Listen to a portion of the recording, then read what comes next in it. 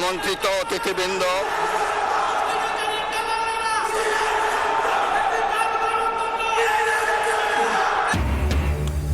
সংসদ অধিবেশনের প্রথম দিনেই বিরোধী দলের ওয়াকআউট। রাষ্ট্রপতির ভাষণের সময় প্লাকার্ড হাতে প্রতিবাদ।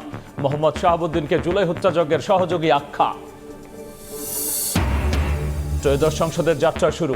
জাতীয় সমস্যার সমাধানের কেন্দ্রবিন্দুতে পরিণত করা হবে সংসদকে। জন আকাঙ্ক্ষা পূরণের অঙ্গীকার প্রধানমন্ত্রীর। বেগম জিয়া, মনমোহন সিং, খামেনি সহ বিভিন্ন রাষ্ট্রনায়ক ও বিশিষ্টজনের মৃত্যুতে শোক প্রস্তাব গ্রহণ। অন্তর্বর্তী সরকারের 133 অধ্যাদেশ সংসদে উত্থাপন। পাম্পে পাম্পে গাড়ির দীর্ঘ সারি, রেশনিংয়ে পূরণ হচ্ছে না চাহিদা।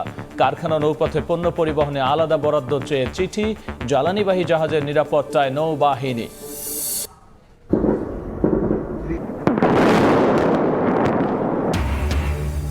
ইরান লেবাননে ব্যাপক হামলা, শতাধিক রকেট ছুড়ল হিজবুল্লাহ। তেহরানের প্রতিরক্ষা ধ্বংসের দাবি ট্রাম্পের। নিশ্চয়তা পেলে যুদ্ধবন্ধের ইঙ্গিত পেজেশকিয়ানের।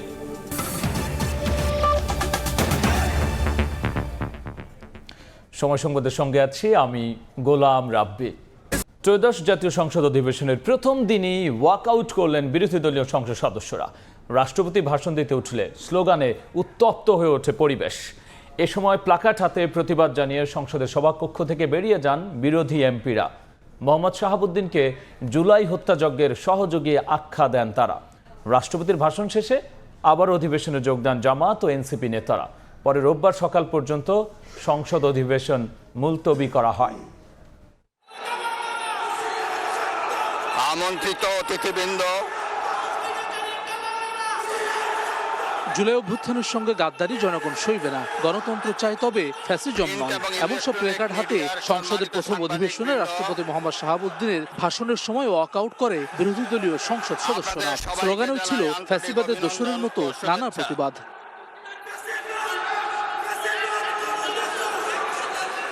সংসদের প্রথম অধিবেশনে বিধি অনুযায়ী স্পিকার রাষ্ট্রপতির ভাষণের ঘোষণা দিলে জামায়াত ইসলামী নেতৃত্বে তাদের মিত্র সংসদ সদস্যরা প্রতিবাদ জানান। এ সময় স্পিকার অবসরপ্রাপ্ত মেজর হাফিজউদ্দিন আহমদ বীর বিক্রম সংসদের শৃঙ্খলা ধরে রাখতে বিরোধী দলীয় সদস্যদের অনুরোধ করে শান্ত থাকার আহ্বান জানান। মাননীয় সদস্যবৃন্দ, সংসদের শৃঙ্খলা রক্ষা করুন। কিন্তু জুলাই অভ্যুত্থানে গণহত্যার দায়ে অভিযুক্ত আওয়ামী লীগ সরকারের মনোনীত রাষ্ট্রপতির ভাষণ কিংবা তার উপস্থিতি মেনে নিতে পারেননি বিরোধী দলীয় সংসদ সদস্যরা। আর সেই ক্ষোভের বহিঃপ্রকাশ ঘটে তাদের সংসদ ওয়াকআউট করার মাধ্যমে।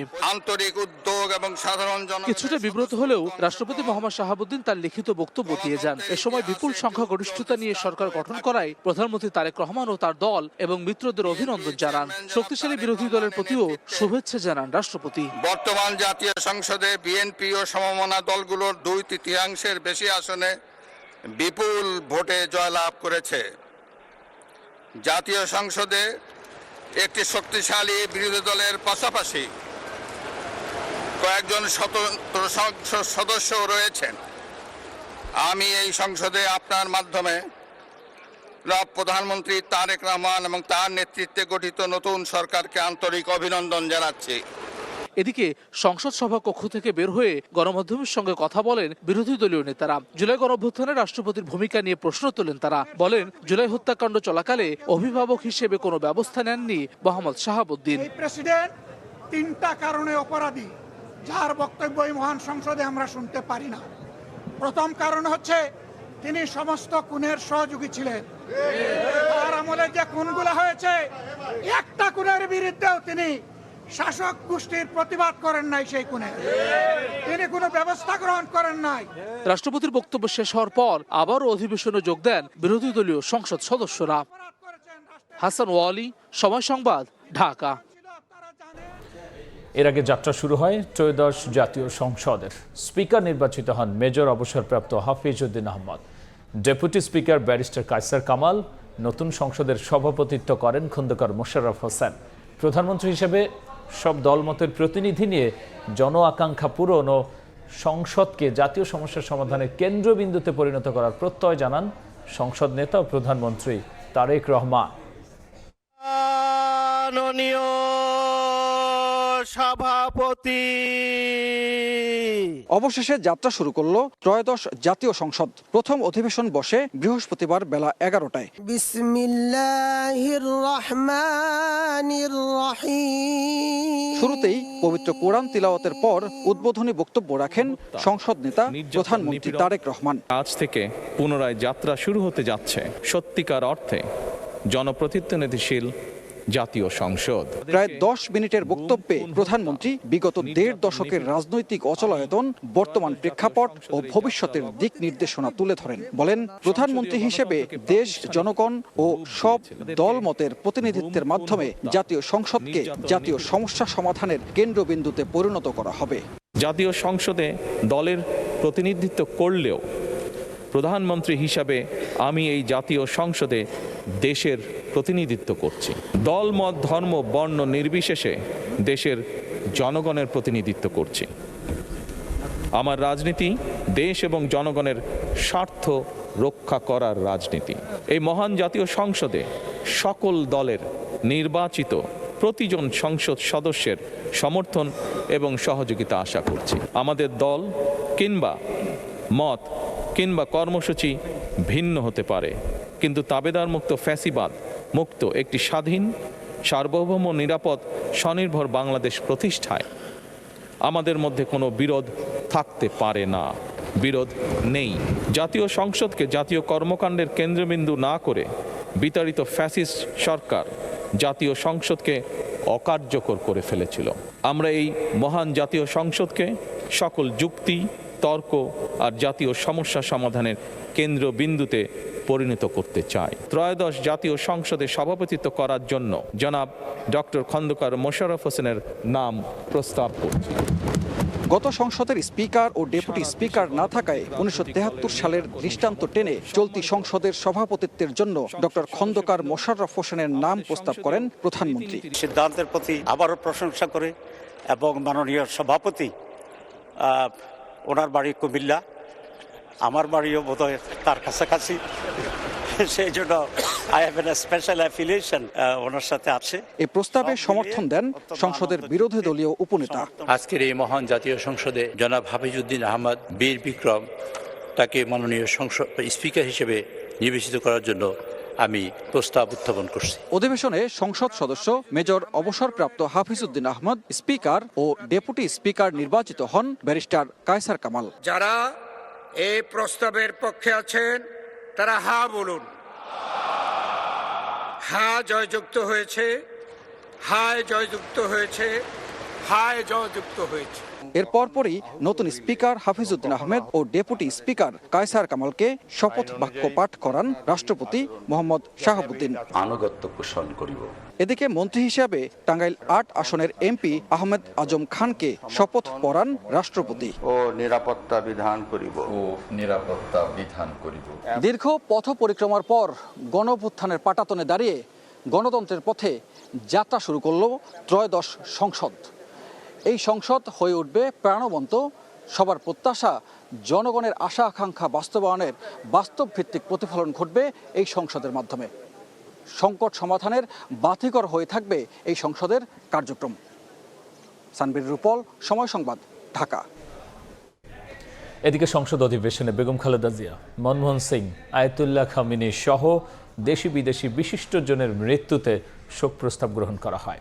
এছাড়াও অন্তর্বর্তী সরকারের আমলে প্রণীত 133টি অধ্যাদেশও উত্থাপন করা হয় অধিবেশনে। সদস্যবৃন্দ, আমরা শোক প্রস্তাবে কার্যক্রম পরিচালনা করব। ত্রয়োদশ জাতীয় সংসদের প্রথম অধিবেশনে দুপুরের বিরতি শেষে উত্থাপন হয় শোক প্রস্তাব। গণতন্ত্রের আপসহীন নেত্রী বিএনপির সাবেক চেয়ারপারসন বেগম খালেদা জিয়াকে হারিয়েছি। গণতন্ত্রের আপসহীন নেত্রী বেগম খালেদা জিয়া, ভারতের সাবেক প্রধানমন্ত্রী মনমোহন সিং, ইরানের সর্বোচ্চ নেতা আয়াতুল্লাহ আলী খামেনি ও ক্যাথলিক খ্রিস্টানদের প্রধান ধর্মগুরু পোপ ফ্রান্সিসের নাম শোক প্রস্তাবে উত্থাপন করেন স্পিকার হাফিজউদ্দিন আহমদ বীর বিক্রম। আমরা ইতিমধ্যে ভারতের সাবেক প্রধানমন্ত্রী মনমোহন সিং, ক্যাথলিক খ্রিস্টানদের প্রধান ধর্মগুরু পোপ ফ্রান্সিস এ সময় সরকারি ও বিরোধী দল উভয় পক্ষ থেকে আরও বেশ কিছু নাম শোক প্রস্তাবে অন্তর্ভুক্তির দাবি ওঠে। অত্যন্ত গুরুত্বপূর্ণ আমাদের স্বাধীনতা যুদ্ধের 1971 সালে যিনি ডেপুটি চিফ কমান্ডার ছিলেন, যে মুক্তিযুদ্ধে এয়ার ভাইস মার্শাল একে খন্দকার বীরুত্তম, আমি বিনয়ের সাথে তাদের সকলের নাম ইনক্লুড করার জন্য অনুরোধ করছি। শরীফ ওসমান হাদির নাম শোক প্রস্তাবের জন্য আমরা প্রস্তাব করছি। ভারতীয় আধিপত্যবাদ বিরোধী লড়াইয়ের অন্যতম প্রতীক শহীদ আবরার ফাহাদের নাম, শহীদ ফেলানি খাতুনের নাম আমরা প্রস্তাব করছি। নতুন প্রস্তাবিত নাম বিবেচনার কথা জানিয়ে শোক প্রস্তাবের উপর আলোচনা শুরু হয়। সরকার দলীয় সংসদ সদস্য ও মন্ত্রীরা গভীর শ্রদ্ধার সঙ্গে স্মরণ করেন বিএনপি চেয়ারপারসন ও সাবেক প্রধানমন্ত্রী মরহুমা বেগম খালেদা জিয়াকে। কখনো ভুলো না যেন তোমার ঘুমটায় আছে মানুষের আশার বারুদ।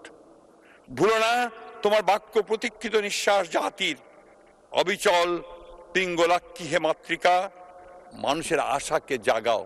যেহেতু আমাদের দীর্ঘ 17 বছরের রক্তের উপর দাঁড়িয়ে, যেই গণতান্ত্রিক সংগ্রামের উপরে দাঁড়িয়ে শহীদের আকাঙ্ক্ষার ভিত্তিতে যে ভিত্তি নির্মাণ হয়েছে, তার ভিত্তিতে আমরা এই জাতীয় সংসদে দাঁড়িয়ে আছি। তিনি যদিও আমাদের মধ্যে শারীরিকভাবে নেই, সারা পৃথিবীর মানুষের গণতন্ত্রের অনুপ্রেরণা হিসাবে তিনি সারা পৃথিবীর মানুষের মধ্যে জীবিত থাকবেন। বিরোধী দলের পক্ষ থেকে শোক প্রস্তাবে অন্তর্ভুক্তির জন্য উত্থাপিত নামগুলোর সপক্ষে বক্তব্য উঠে আসে। বিরোধী দলীয় নেতা ডাক্তার শফিকুর রহমান বলেন, এই সংসদ যেন কারো চরিত্র হননের স্থানে পরিণত না হয়।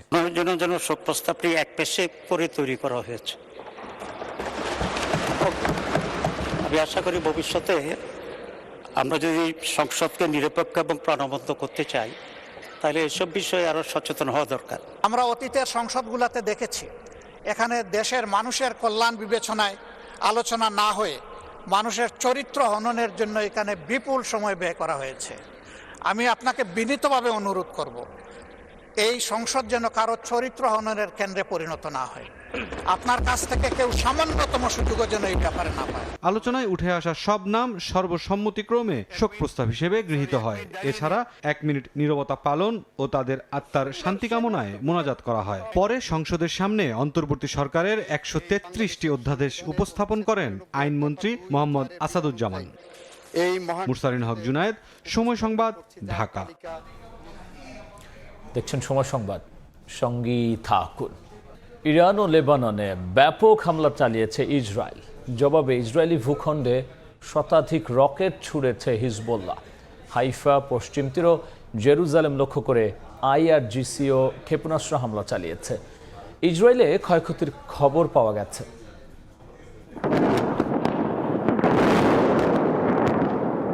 মধ্যপ্রাচ্যের আকাশ এখন বারুদের গন্ধে ভারী। স্থানীয় সময় বুধবার রাতে লেবানন জুড়ে নজিরবিহীন হামলা চালিয়েছে ইসরায়েল। দেশটির বৈরুত, দাহি, দক্ষিণাঞ্চল ও সীমান্তবর্তী এলাকায় একযোগে আক্রমণ করে নেতানিয়াহুর সামরিক বাহিনী। হিজবুল্লাহর সামরিক অবকাঠামো গুঁড়িয়ে দেওয়ার নামে চালানো এই আগ্রাসনে প্রাণ গেছে অনেকের। চুপ করে নেই হিজবুল্লাহ। ইরান সমর্থিত এই গোষ্ঠীটি উত্তর ইসরায়েলের হাইফা এবং কিরিয়াত শমনা লক্ষ্য করে মাত্র কয়েক মিনিটে ছুড়েছে শতাধিক রকেট। হিজবুল্লাহর এই আকস্মিক রকেট বৃষ্টিতে লণ্ডভণ্ড হয়ে গেছে ইসরায়েলের উত্তরাঞ্চলের একাধিক বসতি। ইরানেও হামলা অব্যাহত রেখেছে ইসরায়েল ও যুক্তরাষ্ট্র। দেশটির মারিভান শহরে ব্যাপক আক্রমণের খবর পাওয়া গেছে। হামলায় বেসামরিক স্থাপনা লক্ষ্যবস্তু করা হয়েছে বলে দাবি ইরানের। ইরানে মার্কিন ও ইসরায়েলি আগ্রাসনের জবাবে ওমানের সালালাহ বন্দরে ড্রোন হামলা চালিয়েছে IRGC। এর পরপরই জ্বালানি ট্যাঙ্কারে ভয়াবহ অগ্নিকাণ্ডের খবর পাওয়া গেছে। ইরাক উপকূলেও দুটি তেলবাহী ট্যাঙ্কারে হামলার ঘটনা ঘটেছে। জাহাজ দুটিতে ইরান হামলা চালিয়েছে বলে ধারণা করা হচ্ছে। ইরানের এমন অবস্থানের বিপরীতে কঠোর বার্তা দিয়েছেন মার্কিন president Donald Trump. Farhad Chowdhury, সময় সংবাদ। স্টিলটেক মানে গুণগত মানের নিশ্চয়তা। It's all about stainless steel. দীর্ঘ সময় অপেক্ষা করে জ্বালানি তেল নেওয়া ভোগান্তি বাড়িয়েছে চালকদের। পাম্প মালিক সমিতির অভিযোগ, এমন সংকটের জন্য দায়ী BPC। সংগঠনের নেতাদের দাবি, আমলাদের ভুল নীতির কারণে বেকায়দায় গ্রাহকরা ক্ষুণ্ণ হচ্ছে নতুন সরকারের ভাবমূর্তি। পেট্রোল পাম্পে সেই একই লম্বা সারি, যানবাহন চালকদের দীর্ঘ সময়ের অপেক্ষা। মধ্যপ্রাচ্যে যুদ্ধের প্রভাবে জ্বালানি সরবরাহ বিঘ্নিত হওয়ার পর থেকে রাজধানীতে এই চিত্র নিত্যদিনের। গেল কয়েকদিনের মতো আজও জ্বালানি নিতে এসে ভোগান্তিতে পড়েছেন প্রাইভেট কার, মোটরসাইকেল সহ বিভিন্ন ধরনের যানবাহন চালকরা। ঘন্টার পর ঘন্টা অপেক্ষায় স্বাভাবিক কার্যক্রম বিঘ্নিত হচ্ছে বলে অভিযোগ তাদের। 1 ঘন্টা সিরিয়ালে দাঁড়িয়ে প্রায় কাছাকাছি চলে আসছি, এখন অনেকটাই কষ্ট হচ্ছে রোজার ভিতরে। সরকার বলতেছে তেলের পর্যাপ্ত পরিমাণ মজুদ আছে, পাম্পওয়ালারা বলতেছে যে তেল পাচ্ছে না এবং প্রকাশ্যে লিখে দিচ্ছে যে অকটেন, ডিজেল, পেট্রোল নাই। আমাদের যে কষ্টটা সেটা আগে বুঝতে হবে। আমরা অনেক লাইন ধরে সিরিয়াল ধরে অনেক মানে কষ্ট করে আসতেছি, 3 ঘন্টা 4 ঘন্টা চলে যাইতেছে। বিগত দিনের মতো আজকেও তো জাম ছিল না। এই পর্যন্ত আসছে, তা আবার তেল দিল 10 লিটার। এদিকে সংবাদ সম্মেলনে পাম্প মালিকরা দাবি করেন পেট্রোলিয়াম কর্পোরেশনের ভুল রেশনিং নীতির কারণে পর্যাপ্ত জ্বালানি তেল থাকার পরও ভোগান্তিতে পড়েছেন গ্রাহকরা। নীতিগত সীমাবদ্ধতার ফলে সারা দেশে সরবরাহ ব্যবস্থায় কৃত্রিম অচল অবস্থা তৈরি হয়েছে। বহু পাম্প বরাদ্দ থাকা সত্ত্বেও কার্যকরভাবে তেল উত্তোলন করতে পারেনি।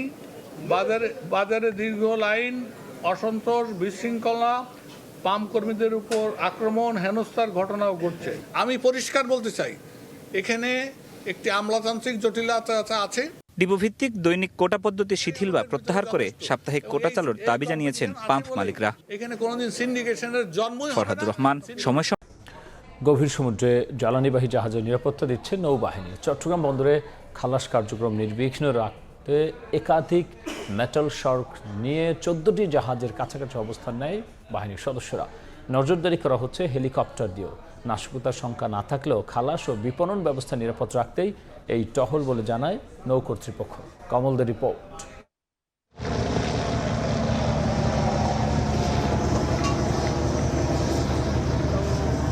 চট্টগ্রাম বন্দর এবং বন্দরের বহির্নোঙর ও গভীর সাগরে অবস্থানরত জ্বালানি তেলবাহী 18টি জাহাজের নিরাপত্তা নিশ্চিত কাজ শুরু করেছে বাংলাদেশ নৌবাহিনী। বৃহস্পতিবার ভোর থেকে শুরু হয় জোরদার টহল কার্যক্রম। দ্রুতগতির মেটাল শার্ক এবং যুদ্ধজাহাজ নিয়ে পুরো বঙ্গোপসাগরে চষে বেড়াচ্ছে বাংলাদেশ নৌবাহিনী।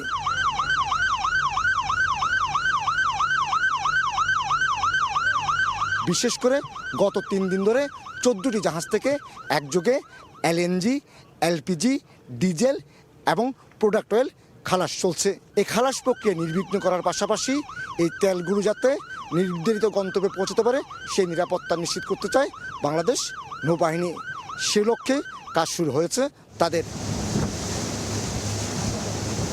আমাদের বাংলাদেশ নৌবাহিনীর যুদ্ধজাহাজ ও দ্রুতগামী বোট মোতায়েনের পাশাপাশি মেরিটাইম পেট্রোল এয়ারক্রাফট ও হেলিকপ্টারের মাধ্যমে নজরদারি কার্যক্রম চলমান রয়েছে। চট্টগ্রাম বন্দরের তথ্য অনুযায়ী LNG-বাহী 5টি, LPG-বাহী 2টি, ডিজেলবাহী 2টি এবং প্রোডাক্ট অয়েল সহ গ্যাস সহ অন্যান্য ধরনের জাহাজ রয়েছে অন্তত 14টি এবং আগামী 1 সপ্তাহের মধ্যে আরও অন্তত ডিজেলবাহী 4টি জাহাজ সহ 10টি জাহাজ প্রবেশ করবে চট্টগ্রাম বন্দরের জলসীমায়। গভীর সাগর থেকে কমল দে, সময় সংবাদ। আপিল বিভাগের আদেশে চট্টগ্রাম বন্দরের নিউ মোরিং কন্টেইনার টার্মিনাল পরিচালনায় বন্দর কর্তৃপক্ষের বিদেশি কোম্পানির সঙ্গে চুক্তিতে কোনো বাধা থাকলো না। বৃহস্পতিবার প্রধান বিচারপতি নেতৃত্বাধীন আপিল বিভাগকে আদেশ দেন। গত 29 জানুয়ারি নিউ মোরিং কন্টেইনার টার্মিনাল পরিচালনায় বিদেশি কোম্পানির সঙ্গে চুক্তির চলমান প্রক্রিয়ার বৈধতা প্রশ্নে জারি করা রুল খারিজ করে দেন হাইকোর্ট। পরে এই রায়ের বিরুদ্ধে সুপ্রিম কোর্টের আপিল বিভাগে আপিল করা হয়।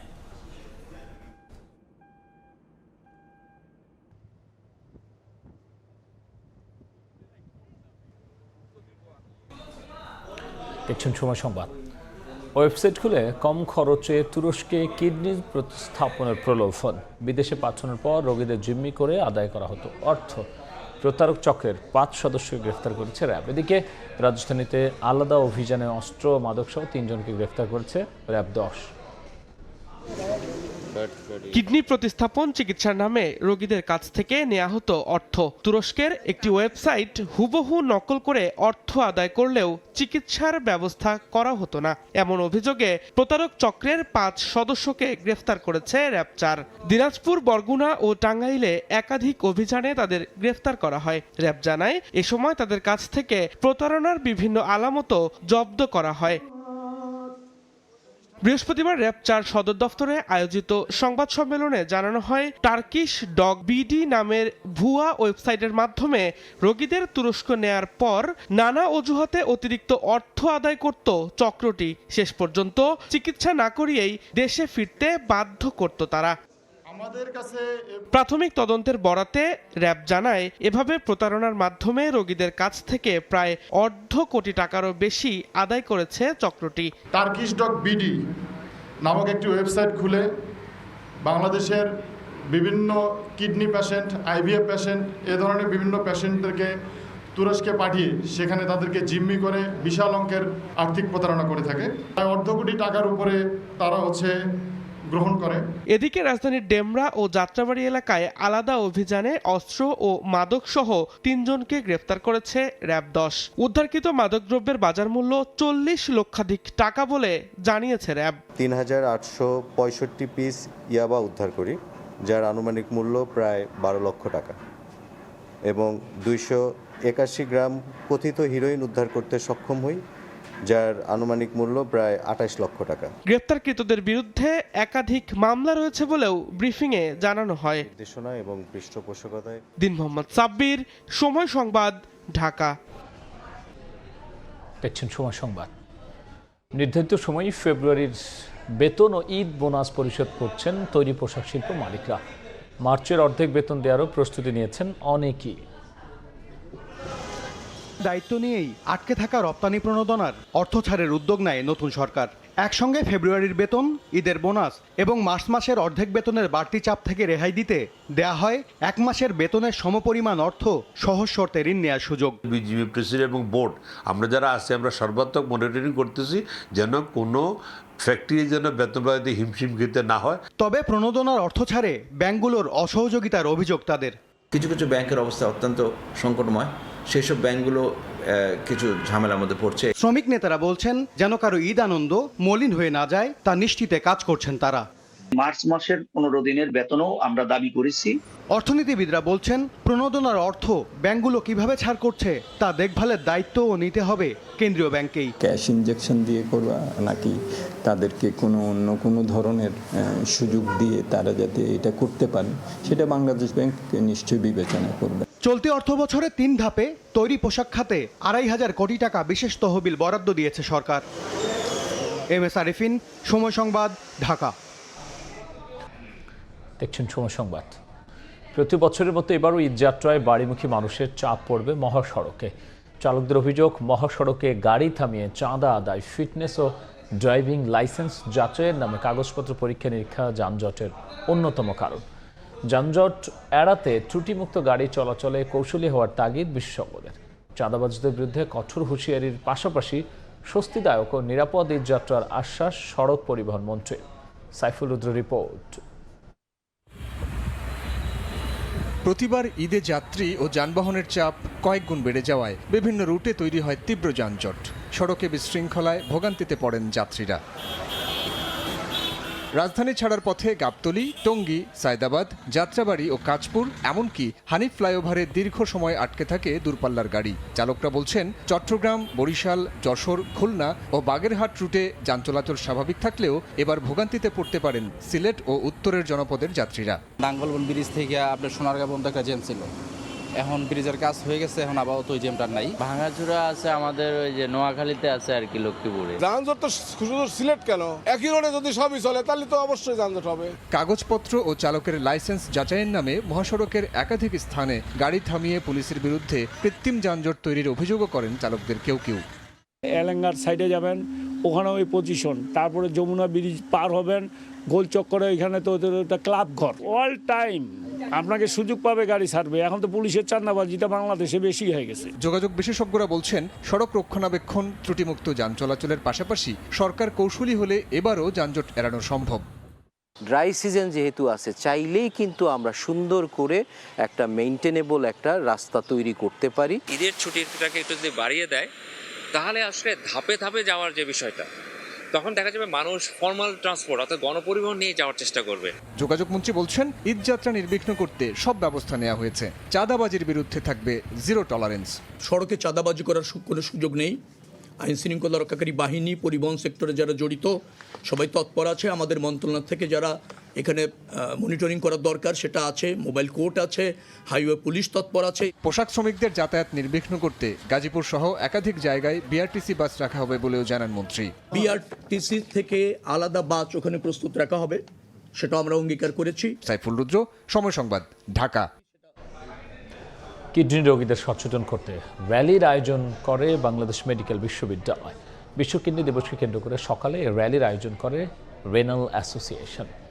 এবারের বিশ্ব কিডনি দিবসের প্রতিপাদ্য সুস্থ কিডনি সকলের তরে, মানুষের যত্নে বাঁচাও ধরনীরে। এই প্রতিপাদ্যকে কেন্দ্র করে সচেতনতা বাড়াতে প্রায় এক সপ্তাহ ধরে ঢাকার 2 সিটি কর্পোরেশনে ক্যারাভ্যান নিয়ে জনসাধারণকে সতর্ক করেছেন চিকিৎসকরা। ক্যারাভ্যানে থাকা কিউআর কোড স্ক্যান করে কিছু প্রশ্নের উত্তরের মাধ্যমে জনগণ জেনে নিতে পারছেন তাদের কিডনির অবস্থা। এছাড়াও লিফলেট বিতরণ করে জানানো হচ্ছে স্বাভাবিক জীবনযাপনের জন্য কী ধরনের খাবার খেতে হবে ও খাওয়া থেকে বিরত থাকতে হবে।